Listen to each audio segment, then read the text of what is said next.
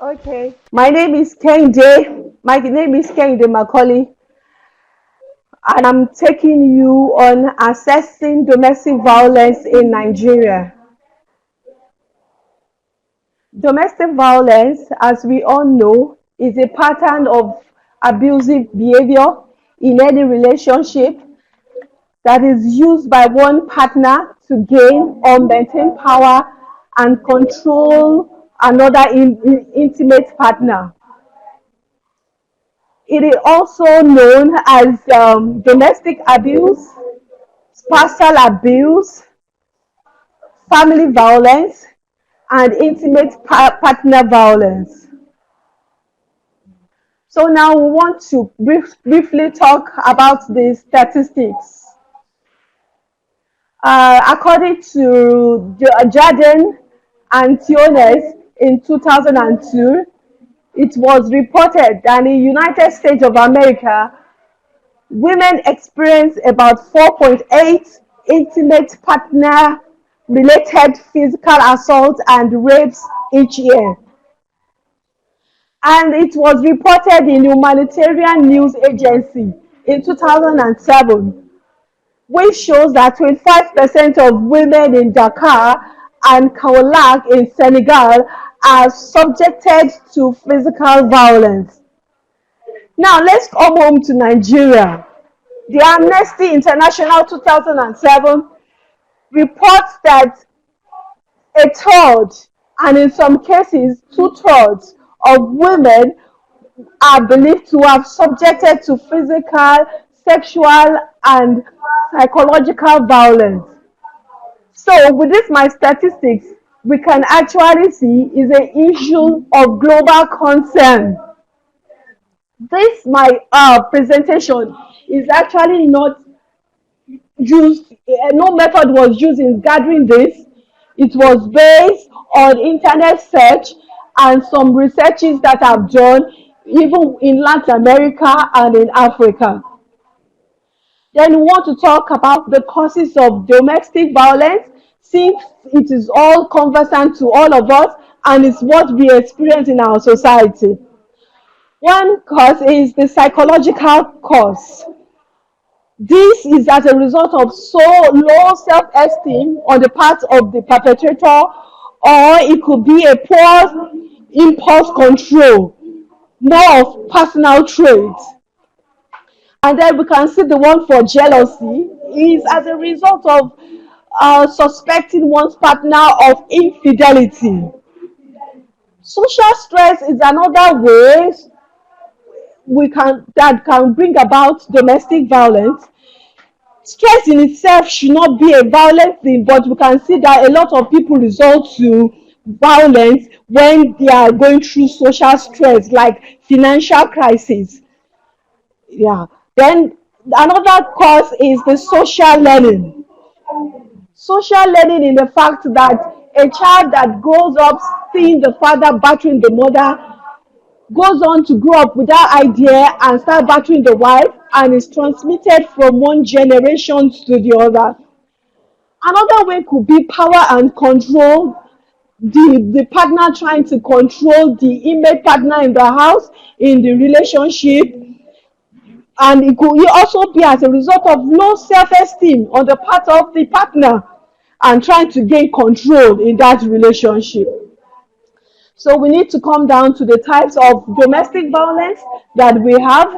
We have the physical abuse, such as battering, molestation, mutilation of female genitals, or acid attack. Those are the ones that are common in our society here in Nigeria.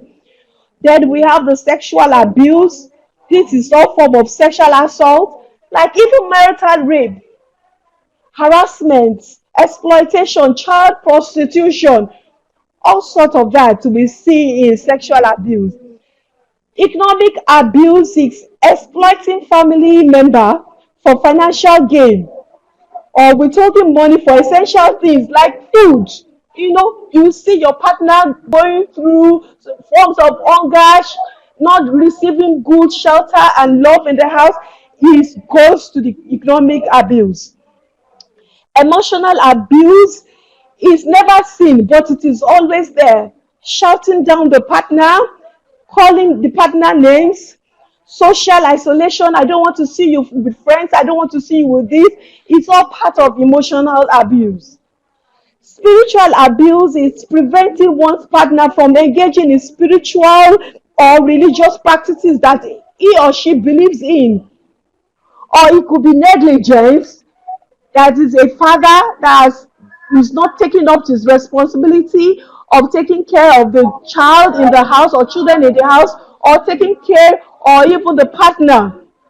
That comes under the part of the negligence. Then we have the effect of this domestic violence in our society. We have the physical effects. Those are the head injuries, laceration, broken bones. These are the ones that we actually see most of the time. But the psychology effect is never seen. But you could see that the victims, they go through a lot of stress, fear, and anxiety, and even depression. Depression can be while within the area of the violence, or it could be after parting up even from that relationship. So they go through a lot of depression. Then the financial effect is that because the victim has been isolated, the victim is not being allowed to have any special skills, does not do anything. So most of the time you see that they cannot fend for themselves. And that is why you see most of the victims, they stay in that environment because they know they cannot survive on their own. And then the long-term effect is the psychological and mental health problems that they go through, the chronic physical and health problems that people go through. And when the resources is becoming too overwhelming, you can see that the victim can actually become homeless and poverty actually sets in. Management of the domestic violence is what we want to consider now. It is important for the medical practitioner like me to know that it is not enough for us to just treat the head injury, the laceration, and leave the victims to their own, but we should be able to identify any forms of violence that goes on and investigate into it. In fact, because of this, the American Medical Association Code of Medical Ethics states that due to prevalence and medical consequences of family violence, physicians should routinely inquire about physical, sexual, and psychological abuse as part of medical history. So it is important for us to delve into that too. The law enforcement agents should know that anytime arrest is being made, that violence is being reduced by half. So we should encourage arresting such perpetrators, and that one can serve as a deterrent to anyone that wants to go into that. Counseling of the person affected is very important because we can see that they are actually in a dangerous environment. So we need to advise them, though the autonomy of the victim is very important. You allow them to make up their choice. As a counselor, you don't force them to leave the relationship, but you advise them and allow them to take the step. And then counseling of the offenders is what we've not been considering. But it is very important because when you counsel them and they go through some forms of psychotherapy, it actually reduces the tendency of repeating it in that relationship or in any other relationship they find themselves. Now, let's talk about the way forward. The way forward in our country is continuous public education, raising the awareness among the Nigerian populace. We can say that a lot of people don't even know about violence. When they see violence, they don't consider it as one. They live with it. Then we need to use media such as television, radio, newspapers, media to improve the masses' knowledge on domestic violence.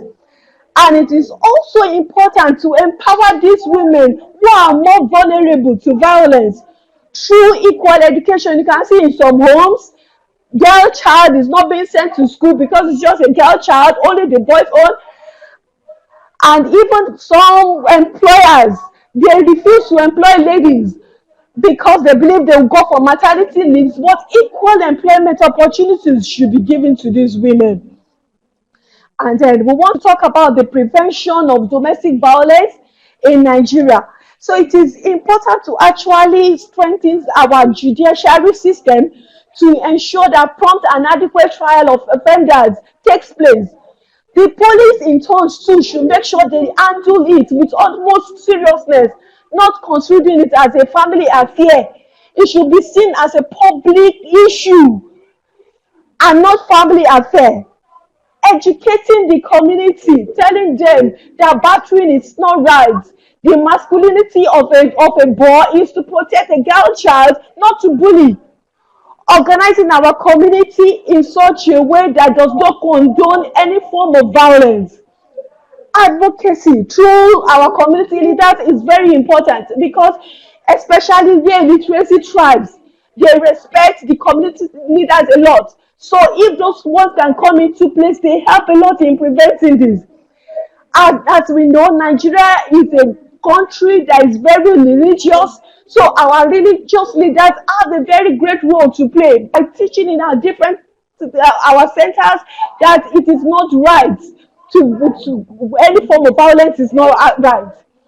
Then culture and tradition that says a woman has to be submissive even at the detriment of her health or her life, and as the man is the head of the home, he has rights to do whatever he likes to have to wife, has to be curtailed, has to be stopped.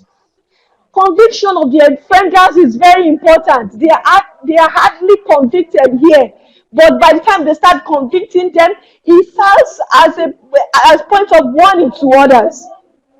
Training and enlightenment of our police force is important. They re-victimize if the victims a lot, but they can see the role that they are playing in preventing domestic violence.